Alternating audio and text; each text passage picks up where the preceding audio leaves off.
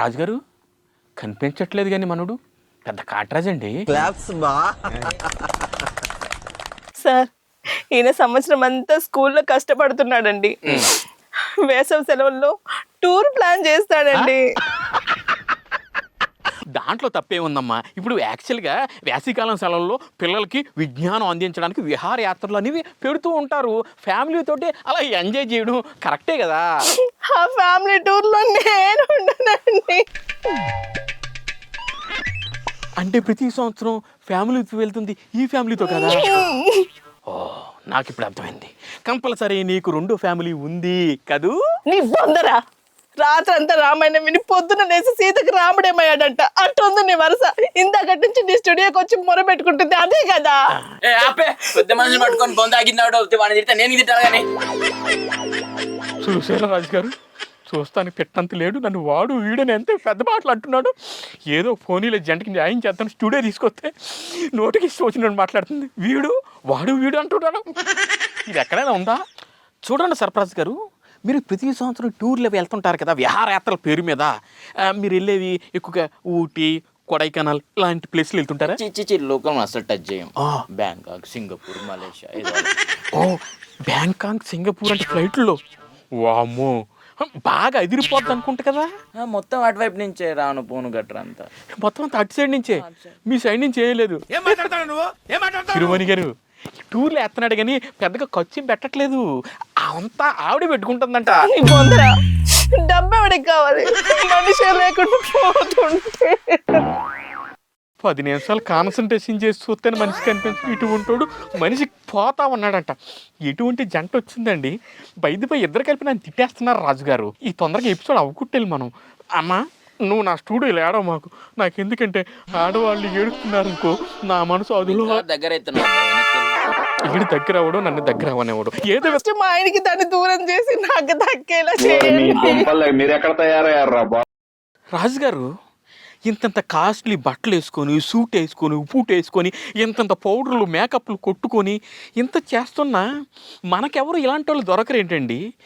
ఏముందండి వీడిలోని ఇలాంటి వాళ్ళు దొరకడం ఏంటి? నాకేం అర్థం కావట్లేదు. నాకు తెలియక అడుగుతాను, ఏం చూసమ్మా ఈయన పెళ్లి చేసుకున్నావు?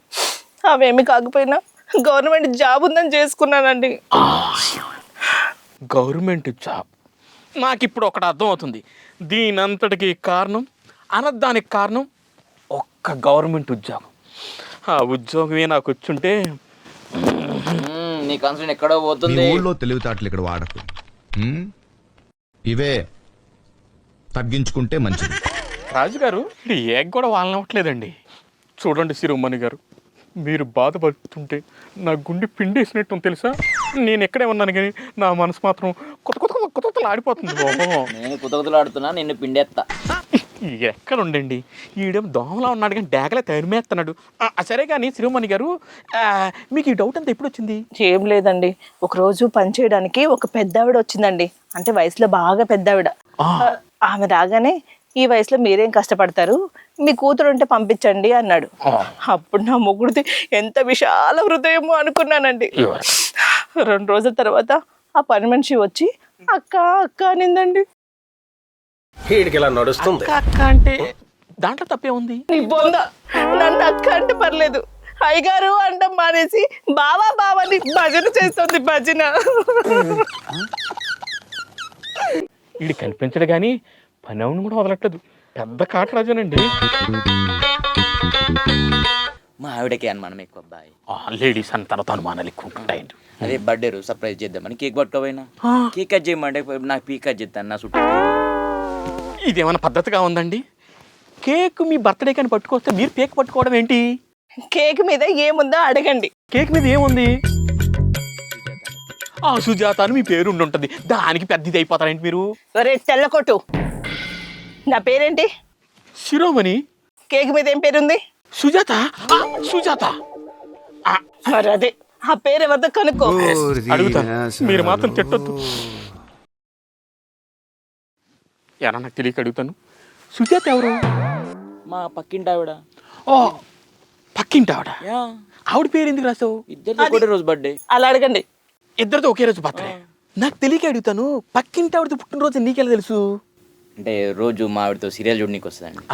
ఆ టైంలో ఫ్రెండ్షిప్ చేశా. సీరియల్ చూడడానికి వచ్చిన ఫ్రెండ్షిప్ అదేం లేదు. అండి శిరోమణి గారు, మీరు పప్పులో కాలేశారు.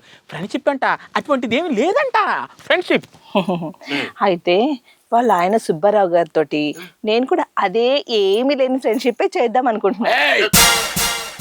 వామ్మో, రాజుగారు అరుస్తున్నాడండి. ఇగో నువ్వు చేసే ఫ్రెండ్షిప్పే కదా, ఆవిడ చేస్తే తప్పేముంది? నేను మొగాన్ని, నేను చేస్తా. సుబ్బారావు గారు మాత్రం ఆడదా ఏంటి? ఆయన కూడా మగాడే. చలికి వనకుండా అలా ఉంటాం, మీకైతే అలవాటైపోయింది. చూడండి శిరోమణి గారు, మీరు అలా బాధపడొద్దండి. నాకు తెలియక అడుగుతాను, ఏదో లైఫ్లో చిన్న చిన్న ఎఫ్ఐఆర్లు పెట్టుకొని ఏదో ఆనందపడుతున్నాడు. ముసలి ప్రాణం మహా అయితే ఎన్ని సంవత్సరాలు బతుకుతాడండి? 10 సంవత్సరాలు బతుకుతాడు. తర్వాత వికెట్ టవీమని దాన్ని ఎత్తాడు. 10 సంవత్సరాలు అండి, 10 సంవత్సరాలు. మా తాత సెంచరీ కొట్టాడు, మా అయ్య సెంచరీ కొట్టాడు. నేను జస్ట్ ఇప్పుడే రిటైర్ అయినా అంతే. చూసారా ఇండైరెక్ట్ గా ఇది నాకే చెప్తున్నాడండి. అసలు నీకేం తక్కువ చేశానే? మొన్న వరలే అంటే నీకు 2 తులాలు బంగారం తెచ్చా. తెచ్చారులేండి, 2 తులాలు. అక్కడ మాత్రం 5 తులాలు ఇచ్చారండి. అడ్రస్ చెప్పు, నీది ఒకసారి అడ్రస్ పెట్టు. అదేంటి సర్ప్రాస్? అదేంటోనండి, ఈవిడికి చేద్దామంటే డబ్బులు సరిగ్గా రావట్లేవు, ఆవిడకి చేద్దామంటే డబ్బులు పొలోమని వస్తున్నాయి. ఎక్కడి నుంచి? ఇంకెక్కడి నుంచి? ATM లో నుంచి.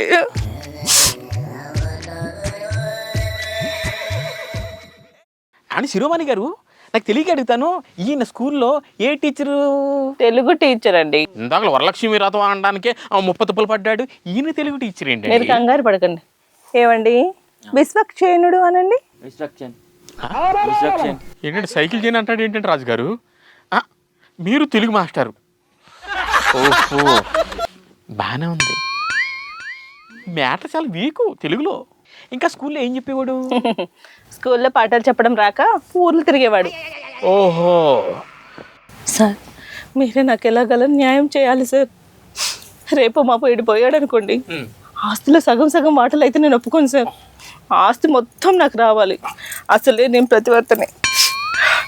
ఈయన పోతే పిల్లలు నేను అనాథలైపోతాను సార్.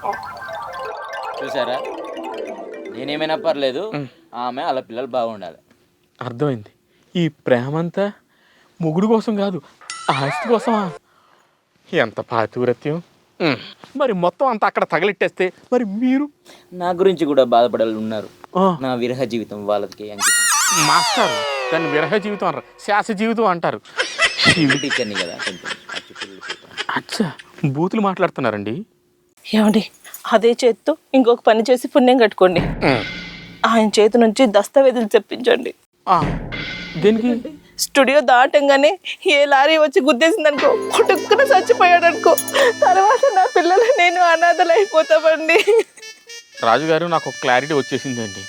దస్తావేజులు సంతకాలు పెట్టే కానీ ఇదే ఏ బండిచ్చుకుని చంపేసేలా ఉందండి. ఆస్తి మొత్తం అనుభవించడానికి నా లైఫ్లో ఎంత దరిద్రమైన దరిద్రుడిని ఎప్పుడు చూడలేదు.